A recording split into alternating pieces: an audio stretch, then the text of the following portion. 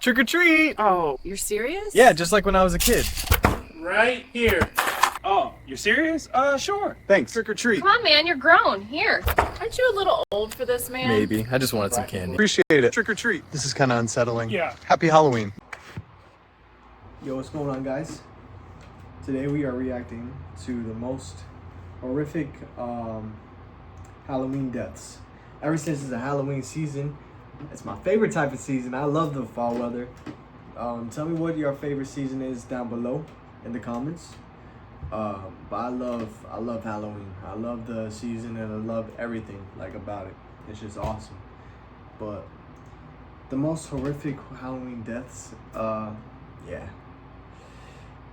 It's gonna be scary this month. I'm gonna be watching a whole bunch of scary videos this month. So I hope you guys are ready for that one because I love this month. A whole bunch of horror films. We're gonna be watching a whole bunch of stuff. Okay? Okay? Okay. Alright. So, alright, let's get into it. Boom.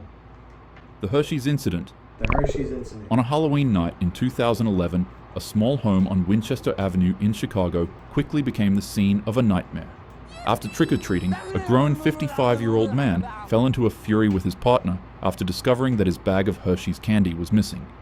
He was convinced that the 49-year-old woman had taken it, and what started as a petty accusation quickly escalated into a heated argument.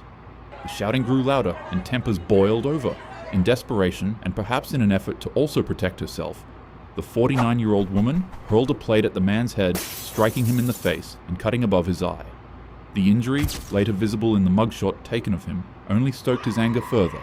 With dripping down his face, the man reached for a kitchen knife, and consumed by rage, he lashed out in a frenzy, striking the woman multiple times.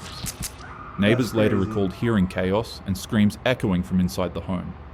Unsure as to whether or not the noises were Halloween decorations, police were eventually dispatched to the area. When officers arrived, they found the woman gravely injured. She was rushed to Cook County Hospital, where she lingered in critical condition for nearly a week. Despite doctors' efforts, her injuries proved fatal, and she later passed on November 5th. The man was arrested soon after and booked on felony charges. What had begun as a trivial Halloween quarrel between two adults ended in one of the most brutal of ways. Costume malfunction. On October 31st, at a thriving Halloween carnival, a 51-year-old man would step into the bustling streets dressed in a costume of burlap and straw, eager to join the thousands celebrating beneath pulsing lights and music. But in a sudden, tragic turn, the man's night of festivity shifted into pure trauma.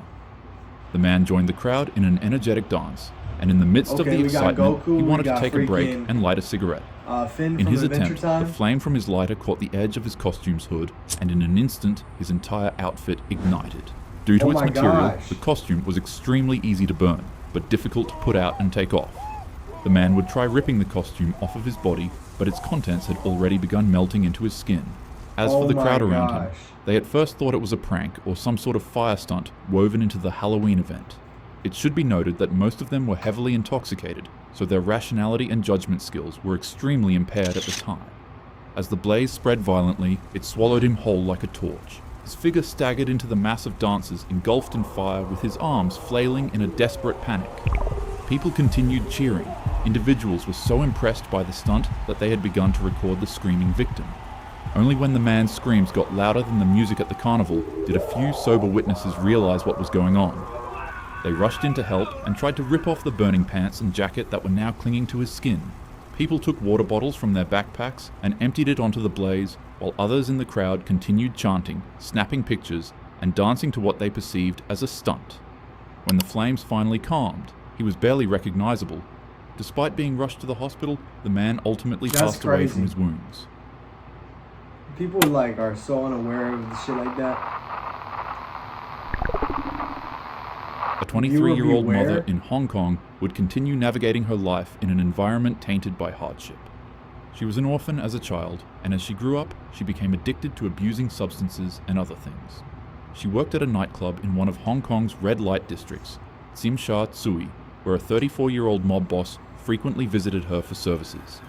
The gangster was known to be extremely dangerous as he had a horrible temper and would often do cruel and unusual things to people who wronged him. One day, after the two met with each other, the mobster would accidentally forget his wallet at the venue.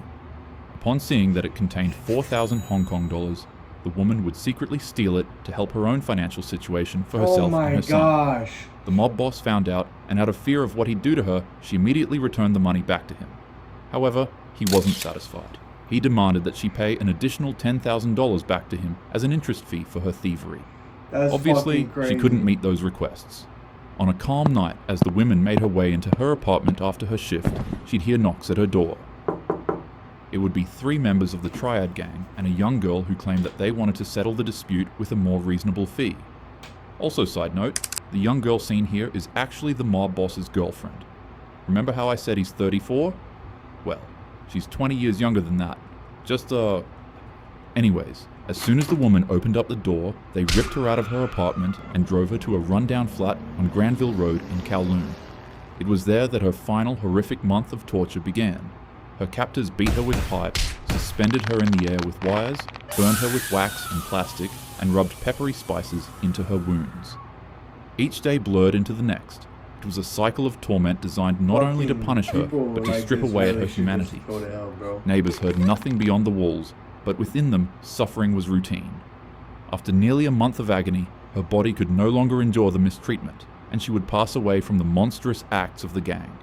Upon realization, the mob boss had his men disposing of her remains in bags and pieces to clear themselves of any evidence. However, in a grotesque and cruel twist, the boss would have her skull boiled clean, polished and preserved, and then stitched into his girlfriend's Hello Kitty plush. That's crazy. Actually, I don't really feel comfortable considering her his girlfriend. I mean, the man's quite literally old enough to be her father. But nonetheless, night after night, the young girl would be faced with the doll as she lived with the mob boss, and he kept it in the flat they were living in. She wouldn't be able to escape the sight of the toy, and as time went on, it began haunting her. She'd start seeing hallucinations and apparitions of the woman's ghost. The spirit would follow her every day, weeping dreadfully. It'd stand by the corner of her bed, staring at her every night, and if the girl ever fell asleep, it'd show up in her dreams as well, and turn them into nightmares. In her words, she said that it kept haunting her while demanding justice. It got so bad that the girl developed insomnia, and for weeks, she'd barely eat or sleep. Eventually, she broke. She ran to a nearby department, and reports from the Kowloon police station say that she turned up at the building shaking violently.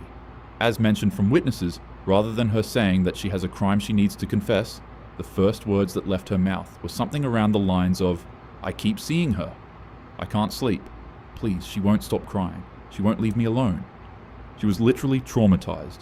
The girl told police absolutely everything they needed to know, and officials set out to arrest everyone who was involved. The 3 men. Actually, they don't really deserve to be called that. The 3 criminals were all sentenced to life in prison with a 20-year minimum before parole. The young girl was placed in protective custody, and after the trial, it was noted that she was seeing the ghost less. However, she'd still go on to experience nightmares and auditory hallucinations of the woman weeping. The last thing that was heard of her before she was relocated with an identity change was that she was being given psychological treatment and correctional therapy. These aren't just horror stories, they're real events, and they're all so wrong, in so many ways. Halloween is meant to be scary in a fun manner, not in a cruel and dangerous one. To ensure that happens, make sure to group up, stay close to your friends, drink responsibly, and always check your candy twice. Take care of yourself and keep your loved ones safe. Without further ado, have a happy Halloween. Did I jump scare you? Yeah, I bet I did. You coward.